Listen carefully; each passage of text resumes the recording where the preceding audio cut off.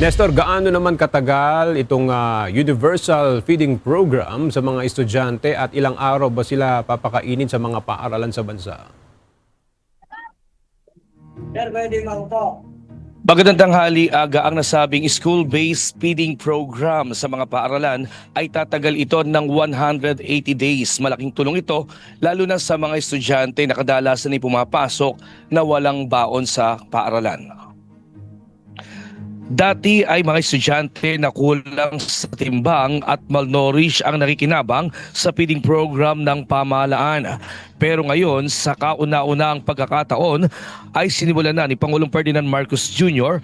ang simultaneous universal school-based feeding program sa mga kindergarten at grade 1 sa mga school sa bansa hanggang grade 6. Sa launching ng programa, nagtungo si Pangulong Marcos sa mga estudyante sa paaralan ng Pulilan Central School sa bayan ng Pulilan, Bulacan. Pinangunahan ng Pangulo ang National School-Based Feeding Program at namigay rin ng gatas sa mga bata. Ay dati namimili tayo kung sino ang bibigyan.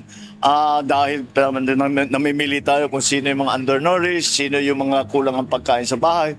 Ngunit ngayon ay ginawa namin para mas madali ay lahat na lang ng pumapasok ay papakainin namin. Kaya para tiyak na lahat ng ating mga kabataan ay handa na mag-aral, handa na pumasok, makapag-aral na mabuti at hindi inaalala ang kanilang kakainin. Katuwang naman ng pamahalaan sa programa ang Department of Education, Department of Agriculture at Local Government Unit. Ayon sa Pangulo, tatagal ang pagpapakain nila sa loob ng 180 days. Kabilang sa mga libreng pagkain ay mga hot meals, iron 45 rice at may luto pang ulam.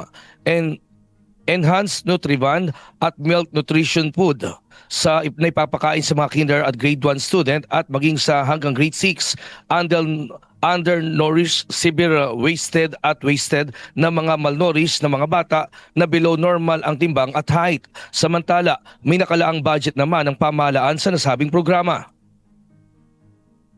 School cycle. Ibig sabihin yung buong school year, 180 days minimum, papakainin yung mga bata.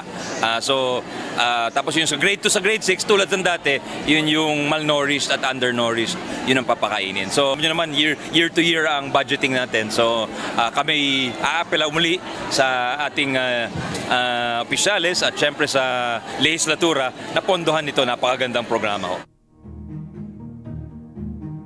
Para kay Pangulong Marcos, mahalaga sa kanya ang ganitong school-based feeding program para sa kalusugan ng mga estudyante na makakain sila ng masustansya at ligtas na pagkain.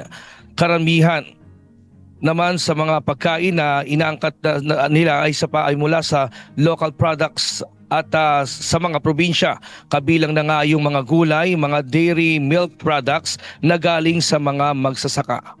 At yan muna ang ating latest live mula dito sa Bulacan. Balik sa'yo. Aga? Maraming salamat, Nestor Torres.